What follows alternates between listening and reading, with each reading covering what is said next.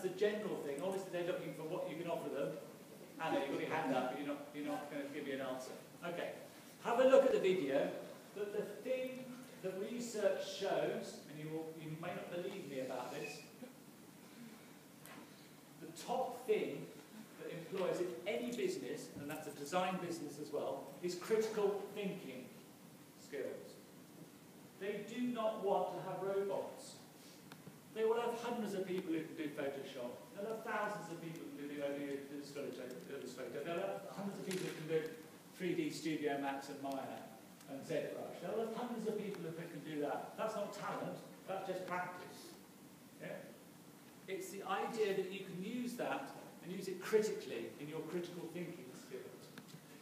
So these lectures are the why of the university. That's W-H, why of the university, not the how. A lot of your university life will be about how I do something. How do I put that thing together? How does that work in that one? What you also need to do is develop your why skills, your critical thinking skills. And this is where this lecture series comes in. So you should be able to start to think about how you learn something, and then why is this important? So when you go for an interview in 3 years' time, you're not going, well, yeah, of course I can do Photoshop, or as Nikki says, potato shop. It won't mean anything, because there are hundreds of people who have done it already. They'll be looking for your critical thinking skills. And the second thing on their list of things they want from people is good communication skills. That's both orally and in written form. So that's why a lot of people leave university and don't get jobs, is because they immediately, all their CVs and all their pieces of writing just go straight into bin. Bye. You spelled that word wrong. Yeah? You're not spelling it right. So the students that come out of university who are good communicators, both in terms of presentation and elevator pitch, which you all will be very, very good at, but also in terms of your writing skills, and not just texting skills. Yeah? If you're texting at the moment, it shouldn't be. Yeah? If you've forgotten this lecture in 3 years' time and you go for an interview and say, why didn't I get that interview? And the person feeds back to you, and that's what they do, because your writing wasn't very good, you weren't very good at communicating. You'll know why. So we will help you practice those things. Okay, I'm just going to show you one short piece of film, and the lights will go down, and it's just a very short little film. It's a sort of film that you could make yourself for this project. It'll be very loud, so apologies to start with.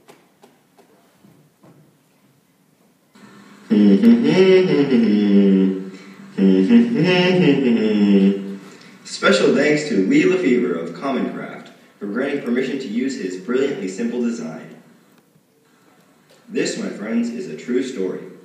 A student at 21st Century High School is studying American psychology as part of his contemporary issues class. But it could be any topic. He attends class 3 days a week, 2 days online. He doesn't have a textbook. His teacher almost never lectures.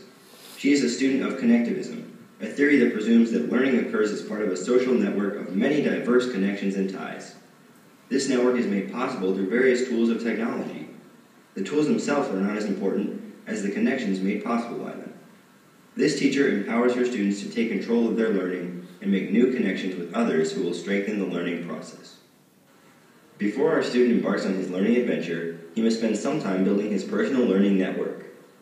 He practices finding valid websites about the American psyche. He is taught how to assess and validate information to ensure its credibility. He uses Google Scholar and his school's library database to search for scholarly, peer-reviewed articles on his topic. When he finds a website or article that is worthy, he posts it to his social bookmarking site, a place where people share URLs they have bookmarked on specific topics. He finds other people who have bookmarked sites about the American psyche, and he shares the sites he has found. Next, he searches for blogs that others have written about the American psyche. He understands that blogs often reflect opinions rather than cold hard facts. Based on what he has learned so far about the American psyche, he can choose to comment on these blogs and offer his own informed point of view for discussion. In order to manage these blogs, he uses a reader to subscribe to them. That way, he can tell when a blogger posts an update. Once our student builds a knowledge base, He creates his own blog to post reflections about what he has learned. His classmates and virtually anyone in the world can visit his blog and comment on his informed opinions. 21st Century Student loves his MP3 player, but there's more on that device than his favorite music. He subscribes to a number of audio and video podcasts that support his learning. Through iTunes U, he has access to thousands of courses recorded by actual professors from Stanford, Yale, Cambridge, Open University, and countless others. In fact, he finds a lecture from a course called Social Psychology, offered at UC Berkeley. He literally has access to the best professors in the world. While researching his topics, he stumbles upon a documentary about the American psyche. A Dutch-born Canadian immigrant filmmaker crosses America to interview Americans about their homeland. Our student emails the filmmaker, who agrees to video conference with the class to discuss the documentary. By the way, our student knows a few tricks for finding experts. He also knows that it never hurts to ask. People usually love to share their knowledge and expertise, especially with students. As a few weeks pass, our student is busy reading the up-to-the-minute virtual textbook he has created in his social bookmarking account and an RSS reader. His learning project culminates in the creation of his choice. Perhaps a video he posts to a video sharing site, an American Psyche wiki from which others can learn, or a voice thread to which others can comment. Regardless of the medium, he is sharing his organization of this knowledge with the rest of the world so the next student of the American Psyche can learn from his hard work. The 21st Century Student Network includes a wide range of connections, each one a new learning opportunity. There is more to connected learning than what you see in this project. Think of it as just the beginning. Information management will be a major challenge in the 21st century. RSS makes it possible for anyone to subscribe to just about any changing content on the internet. New synchronous communication tools are emerging nearly every day. All of these tools make it easier for our student to connect with new contacts and learn effectively from those he already knows. So, why does he even need a teacher, you ask? Good question. She is the one who teaches him how to build this network and take advantage of learning opportunities. She offers guidance when he gets stuck. She shows him how to communicate properly and ask respectfully for help from experts. She shows him how to differentiate between good information and propaganda, how to vet a resource, how to turn a web search into a scavenger hunt, and get excited when he finds that pearl of content. She helps him organize those mountains of information. In her heart, she hopes that when he leaves her class, he'll maintain his learning network and use it to navigate his future and creatively solve the world's problems. These are the skills he will need in the 21st century. This has been a Connectivism production. Okay.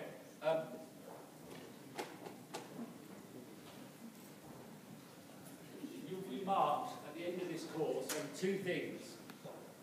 One is your magazine, blog, film. It's separate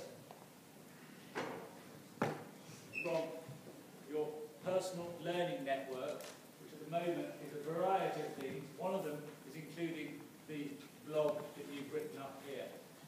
What I will be looking for is that you have connected your blog to the world through RSS feeds, through getting comments from other people, having a Twitter feed on there, but also I'm going to look for the fact that you've connected up what happens in this lesson with what happens in Stacey's lesson, what happens in Manos's lesson, or what happens in other people's lessons.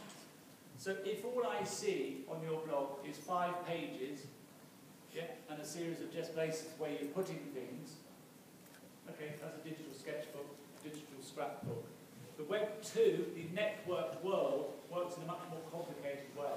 And I'm looking for you not only to make connections to the rest of the world out there, but also connections within your own learning. So, for instance, if whatever happens on Tuesday, you need to connect that with what happens in this class. I'm very, very happy to have mobile phones within here, as long as they're used for what the purpose they're used for in this lecture, which is to connect to the world, to find out what's going on, not to then do personal communication with some friends. Unless you're asking that person to answer a question for you, I'm actually quite happy with that. If you've got someone, it's like, bring a friend up, you're a millionaire. Yeah? It's disrespectful, rude, and a bit stupid, to be honest. Yeah, it shows that you're not learning anything very much.